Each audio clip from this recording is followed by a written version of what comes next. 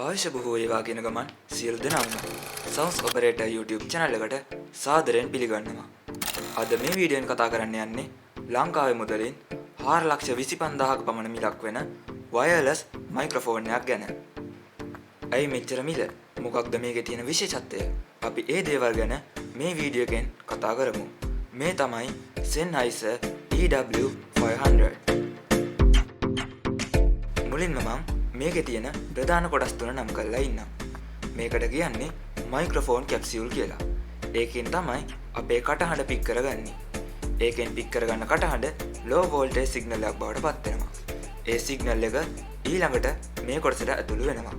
මේ කොටස හඳුන්වන්නේ transmitter කියලා. මේකෙන් තමයි කැප්සියුල් එකේ ඉඳලා එන low voltage signal එක අධෝරක්ත කිරණයක් බවට, ඒ කියන්නේ IR signal එකක් බවට පත් කරන්නේ. මේකට කියන්නේ රිසීවර් කියලා.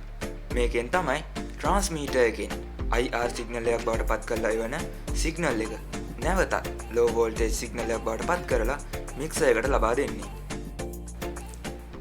දැන් අපි බලමු මේ මයික්‍රොෆෝන් එකේ තියෙන කැප්සියුල් එක ගැන. මේ මයික්‍රොෆෝන් එක සඳහා MMD 945 කියන කැප්සියුල් එක තමයි ලබා දීලා තියෙන්නේ. ඒකේ තියෙන්නේ සුපර් කාඩියොයිඩ් පෝල පැටර්න් එක. මම පෝල පැටර්න් ගැන කරපු වීඩියෝ එක බලපු අය දන්නවා සුපර් කාඩියොයිඩ් කියන්නේ මොකක්ද කියලා. ඒ වීඩියෝ එක බලපු නැති අයට මේ වීඩියෝ එකේ අවසානයේ වෙන්න කාඩ් එකෙන් ගිහිල්ලා ඒ වීඩියෝ එක බලන්න පුළුවන්. මේ කැප්සියුල් එකේ ඔඩියෝ ගේන් එක ඩෙසිබල් 60ක් කියලා තමයි සඳහන් වෙන්නේ. මේ මයික්‍රොෆෝන් එක සඳහා MMD 935 කියන කැප්සියුල් එකත් භාවිත කිරීමේ හැකියාවක් ලබා දීලා තියෙනවා. 945 කියන්නේ සුපර් කාඩියොයිඩ්, 935 කියන්නේ කාඩියොයිඩ්. දැන් අපි බලමු මේ මයික්‍රොෆෝන් එකේ ට්‍රාන්ස්මීටර් එක ගැන. මේකේ ට්‍රාන්ස්මීටර් එක විදියට ලබා දීලා තියෙන්නේ SKM 500 G4 කියන ට්‍රාන්ස්මීටර් එක. මේ ට්‍රාන්ස්මීටර් එකේ ෆ්‍රීකවෙන්සි රේන්ජ් එක MHz 558ත් MHz 626ත් අතර කියලා තමයි සඳහන් වෙන්නේ. මේ ට්‍රාන්ස්මීටර් එකේ ඔන් ඔෆ් කරන ස්විච් එක ට්‍රාන්ස්මීටර් එකේ යටපැත්තේ තමයි ලබා දීලා තියෙන්නේ. මේ ට්‍රාන්ස්මීටර් එකට LCD ඩිස්ප්ලේ එකකුත් ලබා දීලා තියෙනවා.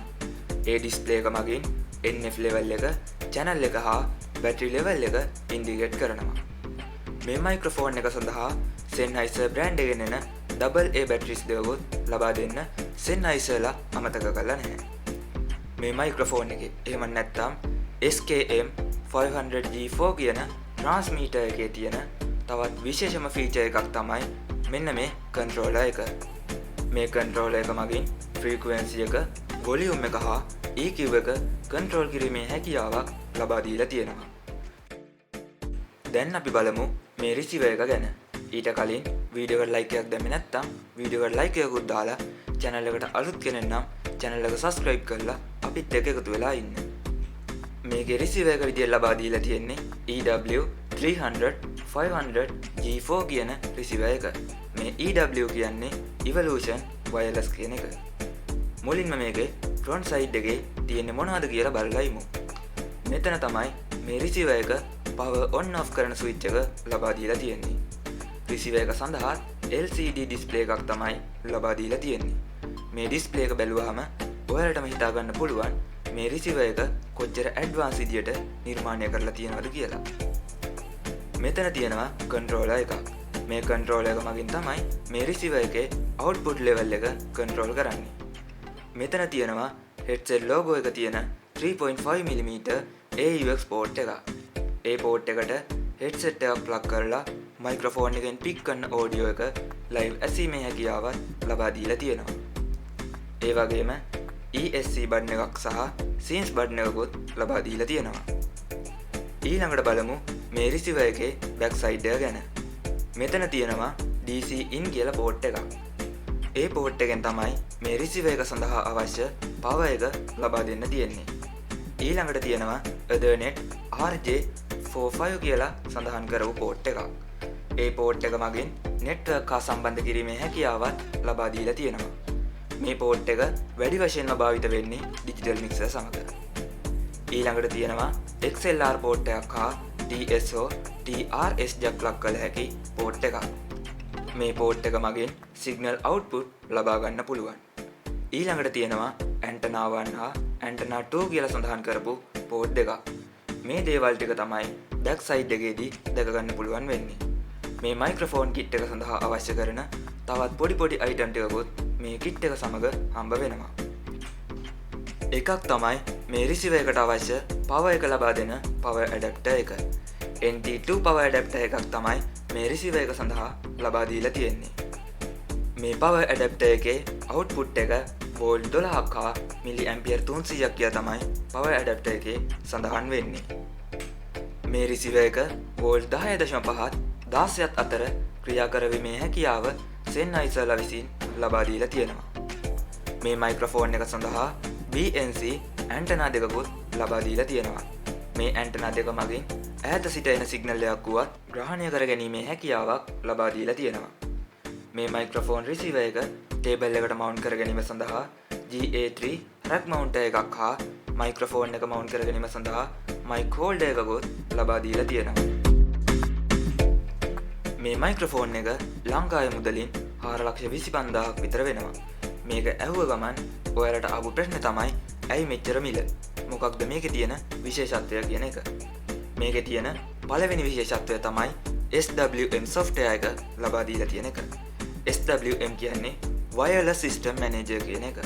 මේ රිසීවර් එක අතින්වත් අල්ලන්න නැතුව ට්‍රාන්ස්මීටර් එකේ තියෙන කන්ට්‍රෝලර් එක මගින් ෆ්‍රීකවන්සි එක, වොලියුම් එක හා EQ එක කන්ට්‍රෝල් කරන්න පුළුවන් කියලා මම ඉස්සෙල්ලා කිව්වා. අන්න ඒකට තමයි WSM කියලා කියන්නේ. මේ වයර්ලස් මයික්‍රොෆෝන් එකේ තියෙන දෙවන විශේෂත්වය තමයි ෆ්‍රීකවන්සි එක. මේ මයික්‍රොෆෝන් එකට හර්ට්ස් 25 සිට හර්ට්ස් 18000 දක්වා ෆ්‍රීකවන්සි එකක් පික් කර ගැනීමේ හැකියාව තියෙනවා. සාමාන්‍ය මයික්‍රොෆෝන් එකකට මෙච්චර ෆ්‍රීකවන්සි රේන්ජ් එකක් ලැබෙන්නේ ඉතාම අඩුයි. ඒ වගේම මේ මයික්‍රොෆෝන් එකට නොයිස් ක්ලියර් කර ගැනීමේ හැකියාවත් ලබා දීලා තියෙනවා. මේ මයික්‍රොෆෝන් එකේ තියෙන තවත් විශේෂම දෙයක් තමයි එකම වර්ගයේ මයික් කිට් කිහිපයක් බෑන් කර ගැනීමේ හැකියාව. EW500G4 කියන මොඩල් එක සඳහා channel 32ක් දක්වා බෑන් කර ගැනීමේ හැකියාව සෙන්හයිසර්ලා විසින් ලබා දීලා තියෙනවා. මේ මයික්‍රොෆෝන් එකේ තියෙන තවත් විශේෂම දෙයක් තමයි රිසීවර් එක හා ට්‍රාන්ස්මීටර් එක අතර තියෙන දුර ප්‍රමාණය. සාමාන්‍ය වයර්ලස් මයික්‍රොෆෝන් එකකට ලැබෙන උපරිම දුර වෙන්නේ මීටර් 60-65 වගේ.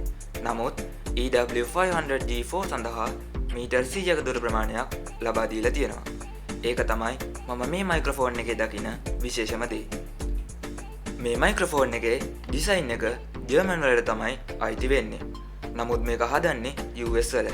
ඔයාලා දන්නවා US වල හදන සවුන්ඩ් අයිටම් වල කල් පැවැත්ම ඉතාම හොඳ මට්ටමක තියෙනවා කියලා. ඒක නිසා මේ මයික්‍රොෆෝන් කිට් එක ලයිෆ් ටයිම් උනත් භාවිත කරන්න පුළුවන් වේවි. මෙන්න මේ හේතු නිසා තමයි මේ මයික්‍රොෆෝන් එකට මෙච්චර මිලක් නියම වෙලා තියෙන්නේ. ඉතින් අද වීඩියෝ ගැන කියන්න දේවල් නැති වෙන්න නම් විදියක් නැහැ. ඒ කියන්න තියෙන දේවලුත් කමෙන්ට් කරගෙන channel එකට අලුත් කෙනෙක් නම් channel එක subscribe කරගෙනම යන්න. ලබන සෙනසුරාදාත් හවස 6 මාට අලුත් වීඩියෝ එකකින් හමු වෙන්න බලාපොරොත්තු වෙන්න. අදට ගිහිල්ලා එන්නම්. සුබ දවසක් වේවා.